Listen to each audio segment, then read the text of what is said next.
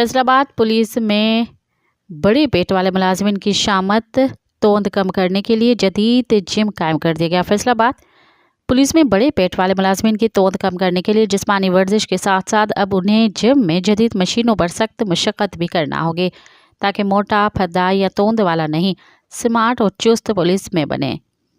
Faisalabad police lines में police एहलकारों के लिए जदीद जिम कायम किया गया है, जहां जिस्मानी वर्जिश और जदीद मशीनों पर एहलकारों के वजन घटाने की कोशिशें जारी हैं। फैसलाबाद पुलिस लाइन में उछल कूद करते हुए एहलकार मोटापे को कम करने के लिए बुलाए गए हैं। महकमा पुलिस की जानिब से अब ऐसे भारी भरकम एहलकारों के लिए जदीद जिम भी कायम कर दिया गया है ताकि ये एहलकार भाग दौड़ के साथ जदीद मशीनों पर वर्जिश करके अपनी बढ़ी हुई तोंदें कम कर सके। मज़ीद ख़बरनि ऐं तफ़सीलात लाइ विज़िट कयो असांजी वेबसाइट www.awamiNewsHD.com ऐं ॾिसंदा रहो अवामी न्यूज़ HD।